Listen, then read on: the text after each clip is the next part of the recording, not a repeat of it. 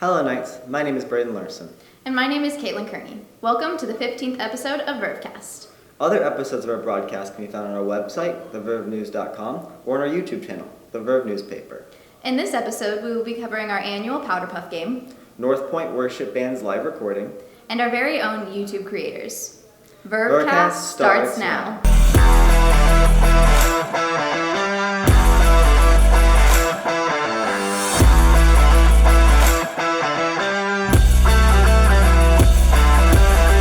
This issue's first story includes coverage of the Powder Puff game. Hear more about this year's game from Caroline. Thanks, Caitlin. Due to Student Council's hard work, this year's Powder Puff was a huge success. So this year we started planning probably around the first or second council meeting, which was back in August. And we just wanted to get refs established and like where we're having it and like the fields and t-shirts already created so that we didn't have to like stress about it closer to like Powder Puff date. And then we sent out sign-ups and made sure every t-shirt was ordered. And then the day of Powder Puff, we just kind of got there and set up, and everything I think went pretty smoothly. So I think we did a pretty good job preparing for it this year. During practices, the coaches and players got to know each other while developing their team's skills. I think it's just like a fun way for like all the girls in every grade to like bond with each other. And it's also really fun because it's just competitive and everyone likes to compete and just get bragging rights if they win, and it's just a lot of fun. This year, the sophomores took home the championship trophy. We were super excited about winning because we're sophomores and everyone expected the seniors or the juniors to win because sophomores never have really won before. So that was like super cool, and we felt like super prepared and we practiced really well, and we had great coaches and great plays.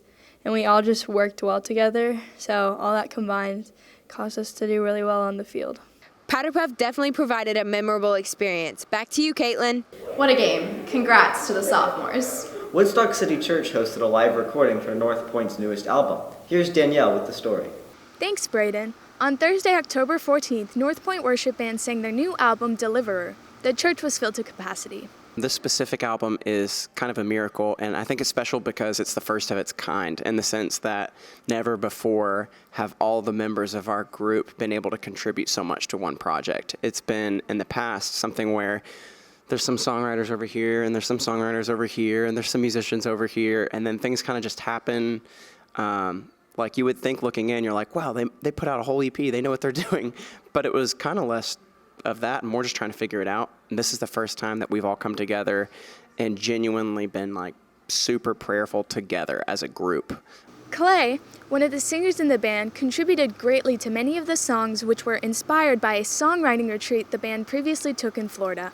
Pretty quickly realized that the kinds of songs that we wanted to write weren't just like songwriting songs. We wanted to write songs that were truly worshipful, that came from a real place.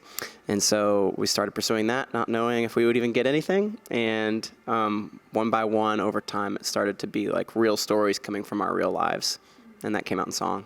The recording was an amazing experience for both the band and the crowd. My favorite part was probably when they were singing one of the new songs and two of the leaders dropped down to their knees and just started crying. It was really powerful to see it impact them in such a special way. With even they were lyrics that they had wrote.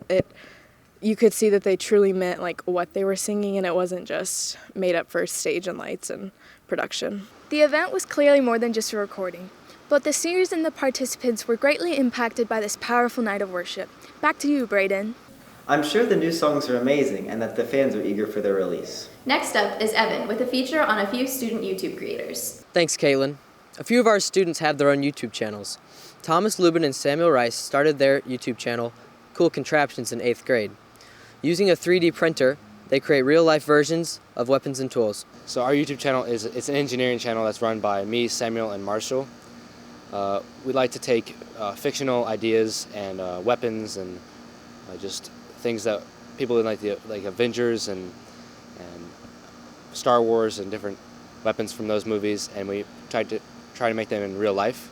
It's like we made the Spider-Man web shooter. We're working on a Green Goblin grenade from the next Spider-Man movie. Since he was already familiar with various softwares and enjoys video editing, Marshall Jones began putting together their videos. I first got involved with video editing when me and my friend Logan in 5th grade, we started to make a bunch of like fun short films and just coming up with ideas. And then after that, I started to learn programs like Vegas Pro or DaVinci Resolve. While their main goal is to be able to go back and watch previous contraptions at work, they also hope to make a profit one day.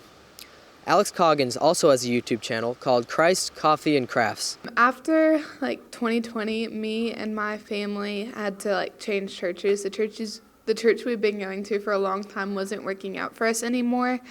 And I kind of realized I had made church my only part of my relationship with God. And so I was kind of just really stuck and didn't know what to do.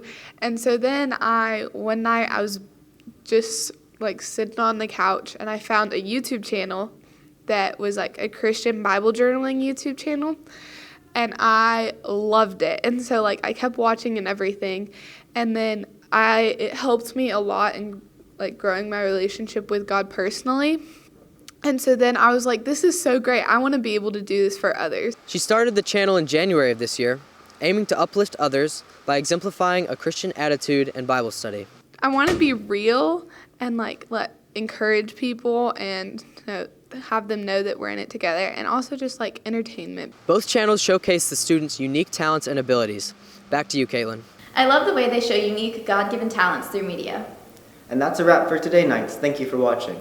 Remember, you can find all things Vervecast on our website, thevervnews.com, our YouTube channel, or by scanning the QR code in our printed issues. Also, be sure to read more about the topics we covered today and others in issue 2 of our paper. And remember, The Verve is your voice.